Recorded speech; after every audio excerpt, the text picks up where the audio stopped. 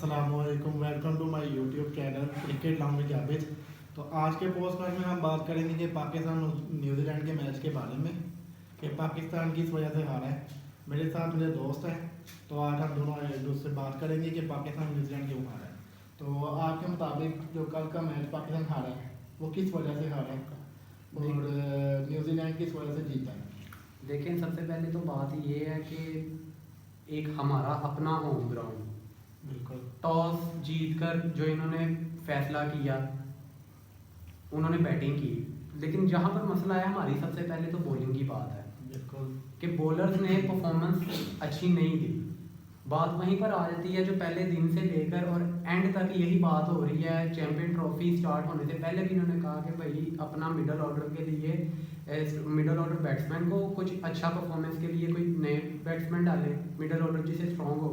दूसरे ये कि हमारा स्पिन बॉलिंग अटैक, न्यूजीलैंड की टीम के अगर हम स्पिन बॉलिंग अटैक देखा जाए तो इस टाइम पूरे टूर्नामेंट में सबसे बेस्ट बॉलिंग अटैक, क्योंकि उनके पिछले मैचेस में जो उनके स्पिनर जो परफॉर्मेंस दे रहे हैं उससे पता चल रहा है कि वो आगे वाले मैचेस में भी क्या परफॉर्मेंस दे सकते हैं। सबके लिए टफ कंपटीशन हो सकता है। फील्डिंग बहुत अच्छी है, फील्डिंग फिर उसकी बैटिंग आप उनकी फील्डिंग देख, उनके जो प्लेयर्स हैं इतने फिट हैं। हमारे यहाँ पर मतलब अगर हमने शॉट लगाई है बैट पे, अगर किसी ने डबल के अलावा ट्रिपल भी लेनी होगी वो अगले मैच में इंजर्ड होकर बैठ जाएगा कि फिटनेस लेवल ही हमारा अब कल जो हमारे मुझे लगता है कि फखर जमान की इंजरी की देखिए, हमारे को बैड हुआ है। देखिए हर चीज़ ठीक है, फ़खर जमान हमारा एक की प्लेयर है, लेकिन फ़खर जमान से ज़्यादा ओवर रेट किया जाता है बाबर आजम को। तो बाबर आजम को ऑलमोस्ट 2015 से उन्होंने डेब्यू किया हुआ है और उनको ऑलमोस्ट 10 ईयर्स हो गए हैं। इन 10 सालों में कम से कम उनको इतना तो हो जाना चाहिए एक्सपीरियंस कि मैंने एक मैच विनिंग परफॉर्मेंस कब देनी है। ये फैंस को आज तक वैसे उनकी मैच विनिंग परफॉर्मेंस कोई नहीं आई।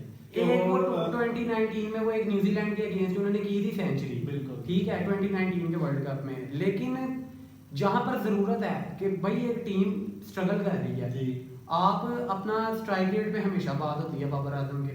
अब आप ओपनर हैं, आपको पावर प्ले का मौका मिल रहा है, 5 फील्डर अंदर होते हैं, 10 ओवर हैं और 321 का टारगेट है और आप लोग क्या कर रहे हैं और आप आते 52 डॉट बॉल्स। ये खाली बाबर आजम की, ये खाली बाबर आजम की हैं और एज ए ओपनर, ये भी नहीं कि ये वन डाउन आए हैं। लेकिन खाली बाबर आजम में बात नहीं की जा सकती, ये पूरी 11 की 11 बिल्कुल पूरी टीम पर। लेकिन बात वहीं पर आ जाती है कि ओवर रेट ज्यादा बाबर को किया जाता है। यहाँ तो फिर सब कहें कि नहीं भाई सब प्लेयर्स बराबर हैं। जैसे बाबर आजम ने खुद अपने इंटरव्यू में कह दिया कि भाई ये मुझे किंग शिंग ना कहो, ठीक है, उन्होंने खुद ये कह दिया कि मुझे किंग शिंग ना कहो।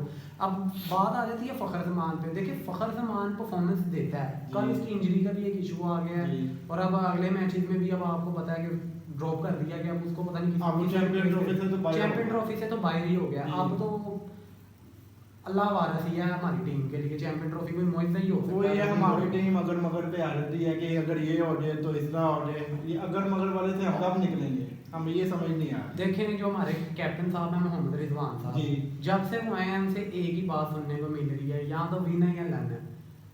विन तो बहुत ही ना के बराबर ही है, हर दफा लन ही है। अब ये इसमें क्या वजह है ये तो हमें भी नहीं समझ आ रही। हर दफा लर्न वगैरह करते रहना कि हम अपनी गलतियों से सीखेंगे, हम अपनी गलतियों से सीखेंगे। मतलब गलतियों से हम कब सीखेंगे? गलती होती है अचानक, बार बार करना आदत बन चुकी है, ये आदत बन अब कल चुकी के है। मैच में मैंने देखा है कि पाकिस्तान की टीम ने रन बॉल नहीं करे, डॉट्स बॉल हमने तकरीबन 27 से 27 ओवर से 28 ओवर हमने डॉट बॉल खेली हैं और टारगेट हमारा 350 के करीब है। बिल्कुल। और हमारा मतलब देखा जाए बाबर आजम 90 बॉल्स के करीब उन्होंने खेल के 62 या 64 उन्होंने स्कोर किया है। कल के मैच में हमारा तीनों यूनिटी फेल थे। ओपनर देखा जाए, मिडिल ऑर्डर में बॉलर्स को जो कि खुशदिल शाह से उम्मीद किसी को नहीं थी, लेकिन उन्होंने मैच में जान डाली। सलमान अली आगा ने आके अच्छा उन पे अटैक किया, नजर आया कि भाई वो अटैकिंग के मतलब उन्होंने अपनी विकेट की टेंशन नहीं की, उन्होंने अपनी 50 के लिए नहीं किया कि भाई अब मैं 40 प्लस स्कोर हो चुका है तो अब मैं जरा थोड़ा सा खड़ा होकर तो 50 कंप्लीट हुआ। उन्होंने वो चीज़ पे ध्यान ही नहीं दिया, उन्होंने अटैकिंग मोड, वो ज़हन ही अपना अटैक करने के से आए थे। यही काम अगर हमारे ओपनर कर लेते तो शायद कुछ रिजल्ट पे हारे हैं। वन साइड तो ना हमारे ओपनर आए साउथ शकील, उन्होंने सारी बॉल डॉट्स करके 6 to 7 स्कोर किया और वो देखें, आउट हो गए हैं। 5 मोहम्मद रिजवान आए हैं, उनको कैप्टन इनिंग खेलनी चाहिए थी। जिस तरह ये जो होती है ना वनडे क्रिकेट, मेरे ख्याल में यहाँ पे हमें ना पार्टनरशिप की बहुत जरूरत होती है। देखें उस दिन साउथ अफ्रीका वाला मैच आप देख सकते हैं, जी। जो हमने 355 टारगेट चेज किया है, वहाँ पे मोहम्मद रिजवान और आगा सलमान की Attacking- पार्टनरशिप लगी हाँ, और attacking और role के हमारा हिसाब से। हमारा पावर प्ले में अटैक हुआ है। बिल्कुल। बाबर आजम ने और फखर जमान ने वहाँ पे अटैकिंग थोड़ा सा किया है। जी। वो बैड लक हुआ उस दिन भी, बाबर आजम आउट हो गए, लेकिन फखर जमान भी आउट हो गए, लेकिन हमारा पावर प्ले में 92 लेकिन वो स्टार्टअप दे गए थे आप Ten- कि टीम को क्या भाई अब 60 आप बॉल आगे में हमने संभालो। पावर प्ले को यूटिलाइज किया। जी। उसके बाद हमारी विकेट को लीडी है, लेकिन हमारा फिर एक पार्टनरशिप लगी, रिजवान की लगी, सलमान अली आगा की लगी पार्टनरशिप। जी जी जैसे वो पार्टनरशिप लगी तो हमारा 350 का एक टारगेट हमने चेज किया। जी जी तो कल भी अगर कोई एक आधी पार्टनरशिप लग जाती जी ओपनर जैसे मिडिल ऑर्डर की तरफ से, जी। जो कि सिर्फ सलमान अली आगा को इंटी फैन थोड़ा सा जी जान डाली कोशिश है मैच की कि में। हम जी। इसको एंड तक लेके जाएं, जी। लेकिन वो फिनिश नहीं कर पाए। तो बैड लक हो गई है, लेकिन वही बात आ गई कि चैंपियन ट्रॉफी जो है ना इस टाइम अब खतरे में पड़ गई है पाकिस्तान में। देखें अगर आप चाहते हैं ना कि हम चैंपियन ट्रॉफी में अभी भी रहें, देखें फखर इंजर्ड है, वो बिल्कुल। उसको जिसके साथ मर्जी रिप्लेस करें। अगर आप चाहते हैं ना कि चैंपियन ट्रॉफी अभी भी हम उम्मीदें हैं कि आगे चाहते हैं कि चैंपियन अब ट्रॉफी वैसे में, उम्मीद तो तो हमें है। ना भाई बॉलर जोन से है ना, हमारी बॉलिंग जोन सी है। देखें शहीन शाह अफरीदी जब से इंजरी से वापस आए हैं, उनकी कोई परफॉर्मेंस नहीं उनका है। कल स्विंग नहीं हो रहा था। बॉल स्विंग को यार जब तुम अपने लास्ट डेप्थ ओवर कर रहे हो यार, कोई बाउंस तो मारो। बाउंस पे तुम्हारी यॉर्कर लेंथ ही पकड़ी हुई है। पाकिस्तान का जो पहचाना जाता है वो यॉर्कर लेंथ से पहचाना जाता है। ठीक है क्या यॉर्कर करो? लेकिन एक प्रॉपर बॉलर है यार, तुम्हें बाउंसर नहीं आता। आते हैं, बिल्कुल आते हैं, यॉर्कर आते हैं, यॉर्कर करो। ठीक है तुम्हें बाउंसर नहीं आता, नहीं। मतलब यार डेप्थ ओवर में तुम क्या बॉलिंग कर रहे हो ना। नसीम शाह भी ऐसी है, इंजरी के बाद जब से वो भी आए हैं उनकी भी कोई मतलब क्या performance हमारे नहीं है। सारे जो भी करंट प्लेयर है सारे इंजरी का शिकार है। देखें ठीक है। 4-5 साल बाबर तो- आजम साहब ने कप्तानी की है, बिल्कुल। उन्होंने टीम बनाई नहीं, टीम का बैकअप रखा ही वैसे नहीं ही। कि अगर कोई प्लेयर इंजर्ड है या कोई मौजूद नहीं है तो यार उसका बैकअप हमने ओपनर के साथ हमने रिप्लेस करना और है। हमने ओपनर की- को मिडिल ऑर्डर के साथ नहीं हमने रिप्लेस करना, पावर हिटर को हमने टुक वाले प्लेयर के साथ नहीं रिप्लेस ऐसे करना, ही है। पावर हिटर को पावर हिटर के साथ। बिल्कुल। शाहिद अफरीदी साहब ने भी यही बात की थी कि भाई देखो सैम अयूब नहीं है ना, जी। तो आप शर्जील खान को मौका दो, शर्जील को दे सकते हैं, अब्दुल्ला शफीक को दे सकते हैं, अब्दुल्ला शफीक को दे, मोहम्मद हारिस को मोहम्मद हारिस को ले ले आते भाई हैं। पावर अटैक चाहिए था ना। मुझे ये समझ आते हैं हमारे चीफ सेलेक्टर को क्यों नहीं नजर आता, सिर्फ हम ही नजर आता है, आवाम को नजर आता है। बस उन्होंने बेवकूफ़ बनाया हुआ है अवाम को ये चीज़ें खैर क्लियर नज़र आनी शुरू हो गई हैं जी। कि भाई देखो कि एक प्लेयर पे तुम डिपेंड करते थे, वो प्लेयर परफॉर्मेंस नहीं दे रहा, ठीक है, बिल्कुल। एक और दूसरे पे एक को ओवररेट कर रहे हो, एक को अंडररेटेड कर रहे हो। आपने इमामुल हक को क्यों नहीं खिलाया? उनकी एवरेज वनडे में कितनी अच्छी है, वनडे में अच्छे प्लेयर हैं, उनको टेस्ट मैच में भी मौका नहीं दिया जाता। बस यही बात है। T20 से आप दोस्ती उसको यारियां निभाई जा रही हैं, अवाम को बेवकूफ़ बनाया जा रहा है।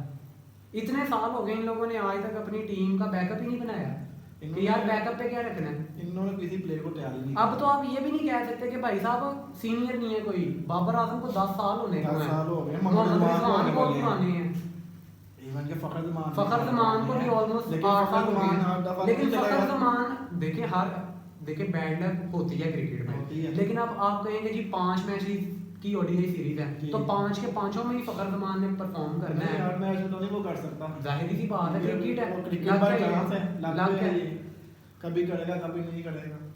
तो ठीक है, उम्मीद यही कर सकते हैं कि नेक्स्ट हम विन करें, इंडिया के खिलाफ विन करें, बांग्लादेश के खिलाफ अब win लर्न करें, करना अच्छा है, करें, थोड़ा सा काम कर लें तो win ही कर हमें लें तो तीनों ज़्यादा यूनिट बेहतर में है। अच्छा परफॉर्म करना पड़ेगा, बैटिंग में भी, बॉलिंग में भी, फील्डिंग में भी। अब कल न्यूजीलैंड जो मैच जीता वो अपनी फील्डिंग की वजह से जीता, जैसे कि ग्लैम फिलिप ने मोहम्मद रिजवान का जो कैच पकड़ा है, आप वो कैच से देख सकते हैं, उस कैच के बाद पाकिस्तान के उनका ऊपर fitness pressure level था, देखें उनका आप। फिटनेस लेवल देखें। तो यही उम्मीद की जा सकती है कि अगले आने वाले मैचेस में हम अच्छा परफॉर्म करें तीनों यूनिट में, बैटिंग में भी, बॉलिंग में भी और फील्डिंग में भी। तो यही नेक्स्ट उम्मीद की जा सकती है पाकिस्तान से।